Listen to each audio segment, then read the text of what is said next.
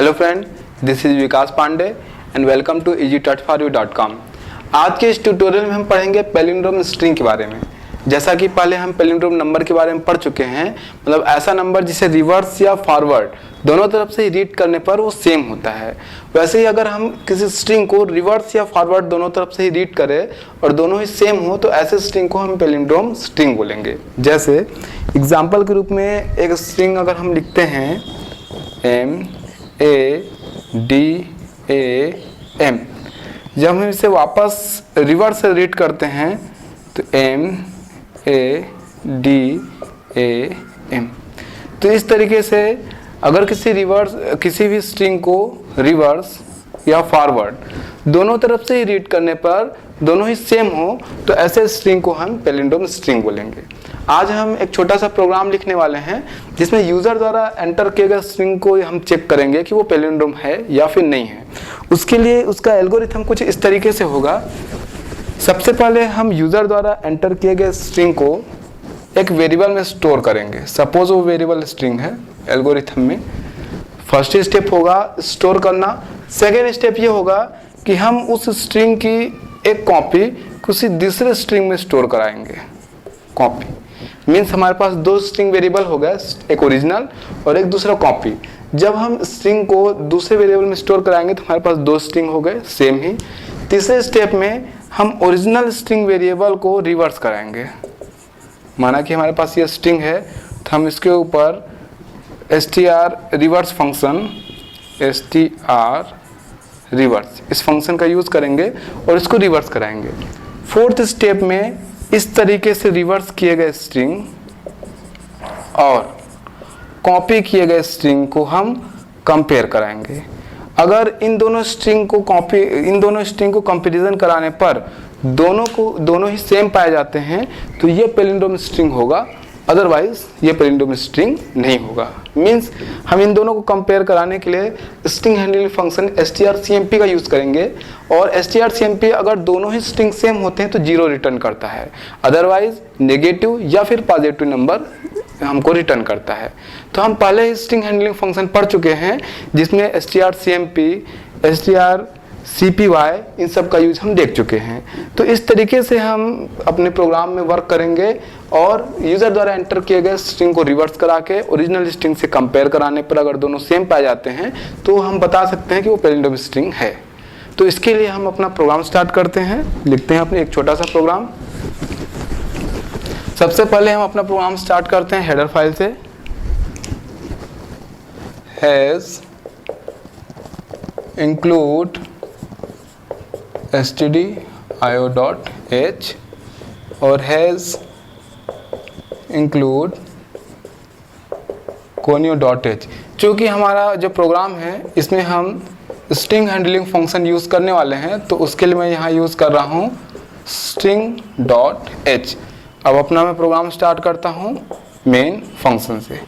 अब सबसे पहले हम ये देखते हैं कि हमें अपने प्रोग्राम में क्या करना है। तो सबसे पहला काम है यूजर द्वारा एक स्ट्रिंग इनपुट कराना और उसको एक वेरिएबल में स्टोर कराना। उसके बाद उसकी एक कॉपी दूसरे वेरिएबल पे रखना ताकि जब ओरिजिनल स्ट्रिंग में कोई चेंजेस किया जाए तो उसका जो ओरिजिनल स्ट्रिंग की कॉपी है वो उसमें चेंज ना हो, वो एज इट इज रहे जैसा कि एंटर कराया गया था। तो उसके लिए हमें दो स्ट्रिंग वेरिएबल की जरूरत होगी, जहां पर एक स्ट्रिंग वेरिएबल में यूजर द्वारा एंटर कराया जाएगा स्ट्रिंग और दूसरे स्ट्रिंग वेरिएबल में उसकी कॉपी स्टोर कराई जाएगी। तो सबसे पहले हम दो स्ट्रिंग वेरिएबल बनाते हैं। कैरेक्टर 1 पहला कॉमा 2। यहां पर आप देख सकते हैं कि मैंने स्ट्रिंग टाइप के दो वेरिएबल बनाया 1 और 2। जब स्ट्रिंग को कंपैरिजन कराया जाता है तो strcmp एक इंटीजर वैल्यू रिटर्न करता है। दोनों के सेम होने पे 0 करता है, अदरवाइज पॉजिटिव या नेगेटिव नंबर दूसरा रिटर्न करता है, 0 के अलावा कोई दूसरा नंबर। तो इस तरीके से वो जो रिटर्न वैल्यू होती है उसको स्टोर कराने के लिए हमको एक इंटीजर वेरिएबल चाहिए। तो उसके लिए मैं एक इंटीजर वेरिएबल यहाँ पे बना रहा हूँ int cmp। अब हम अपना प्रोग्राम स्टार्ट करते हैं। हमारा सबसे पहला काम होगा यूजर द्वारा एक स्ट्रिंग इनपुट कराना। तो इसके लिए हम यूजर को एक मैसेज देते हैं printf एंटर अ स्ट्रिंग। अब यूजर इस स्ट्रिंग को स्कैनफ फंक्शन द्वारा इनपुट कराएगा परसेंटेज कॉमा 1 वेरिएबल में। तो इस तरीके से यूजर से हम एंटर स्ट्रिंग बोलेंगे, एक मैसेज देंगे और उसके द्वारा दिया गया स्ट्रिंग 1 नाम के वेरिएबल में स्टोर हो जाएगा। हमारा दूसरा स्टेप था एल्गोरिथम में कि हम इस वेरिएबल को एक दूसरे वेरिएबल में कॉपी करेंगे ताकि ओरिजिनल स्ट्रिंग सेफ रहे। तो इसके लिए हम strcpy फंक्शन का यूज करेंगे। strcpy फंक्शन पहले भी आप देख चुके हैं ट्यूटोरियल में। उसमें 2 पैरामीटर होते हैं, जिसमें से पहला पैरामीटर होता है डेस्टिनेशन और दूसरा होता है सोर्स। तो यहाँ पर हम उसका यूज करते हैं strcpy। हमारा जो डेस्टिनेशन स्ट्रिंग है वो है 2, जहाँ पर हमको स्टोर कराना है। तो हम लिखेंगे 2 कॉमा सोर्स स्ट्रिंग जहाँ से स्टोर कराना है वो है 1। तो इस तरीके से 1 में जो स्ट्रिंग है वो 2 में अब स्टोर हो जाएगा, यानी कॉपी हो जाएगा। तो इस तरीके से strcpy फंक्शन द्वारा हमने ओरिजिनल स्ट्रिंग की एक कॉपी बना ली। अब आगे बढ़ते हैं। अब हमारा दूसरा काम है ओरिजिनल स्ट्रिंग को रिवर्स करना। उसके लिए हमारे पास फंक्शन है str रिवर्स फंक्शन। तो हम यूज करते हैं str रिवर्स और रिवर्स करते हैं 1 स्ट्रिंग को, यानी 1 नाम के वेरिएबल में स्टोर स्ट्रिंग को। तो दूसरे स्टेप में आप देख सकते हैं हमारा जो ओरिजिनल स्ट्रिंग है 2 नाम के वेरिएबल में सेव है और हमने ओरिजिनल स्ट्रिंग जो कि 1 में था उसको str रिवर्स फंक्शन से रिवर्स कर दिया। अब हमारा अगला स्टेप है 1 और 2 वेरिएबल को कंपेयर करना, मतलब ओरिजिनल स्ट्रिंग जो कि 2 में है और रिवर्स स्ट्रिंग जो कि 1 में है, दोनों कंपेयर करना और ये पता लगाना कि क्या दोनों सेम है या फिर नहीं है। इसके लिए हम strcmp यानी कंपेरिजन फंक्शन का यूज करेंगे। तो कोड को कंटिन्यू करते हुए मैं आगे बढ़ा रहा हूँ। अगला स्टेप है दोनों ही स्ट्रिंग को कंपेयर करके पता लगाना कि ये स्ट्रिंग सेम है या फिर नहीं है। तो चूंकि जैसा कि मैं पहले ही बता चुका हूँ strcmp फंक्शन दोनों को कंपेयर करने पे एक इंटीजर वैल्यू रिटर्न करता है और हमने इंटीजर वेरिएबल स्टोर कराने के लिए, वैल्यू स्टोर कराने के लिए वेरिएबल cmp बनाया था।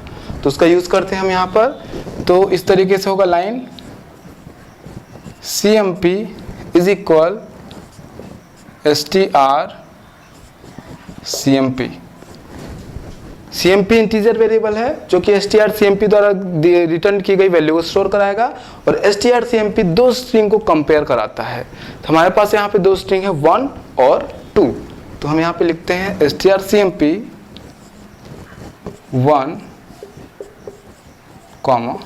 2। अब इन दोनों स्ट्रिंग को कंपेयर करने पर अगर वैल्यू 0 रिटर्न होती है तो दोनों बराबर हैं, अदरवाइज नहीं है। तो इसको चेक करने के लिए हम इफ कंडीशन लगाते हैं। इफ cmp इज इक्वल 0, यानी अगर cmp का जो वैल्यू है वो 0 होता है तो फिर हम मैसेज देंगे printf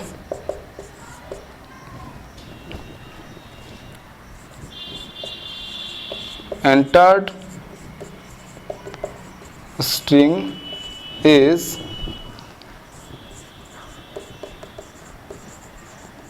palindrome। और अगर ये 0 नहीं होता है तो else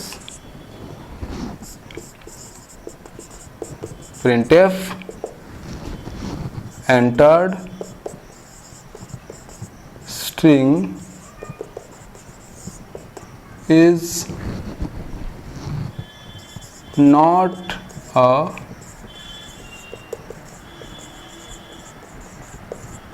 palindrome।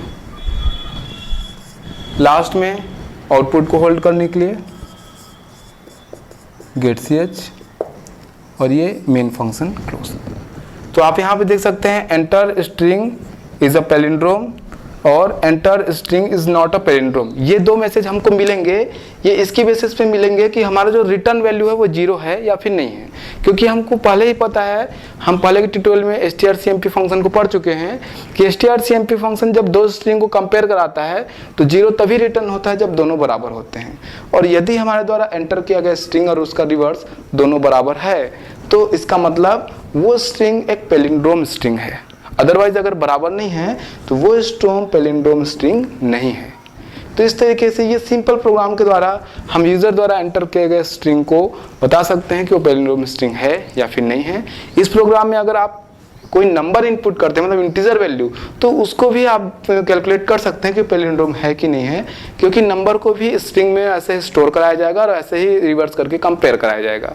हालांकि हम पहले भी पैलिंड्रोम नंबर के लिए अलग से प्रोग्राम लिख चुके हैं कि किस तरीके से रिवर्स उसको करा के हम पैलिंड्रोम है या नहीं चेक करा सकते हैं। तो वहाँ पर 2 प्रोग्राम हो गए हैं, जहाँ पर एक नंबर भी रिवर्स कराने का प्रोग्राम है और दूसरा पैलिंड्रोम चेक करने का भी है। और यहाँ पर अगर हम स्ट्रिंग की बात करें तो यहाँ पर भी स्ट्रिंग को रिवर्स कराना हम पहले ही देख चुके हैं।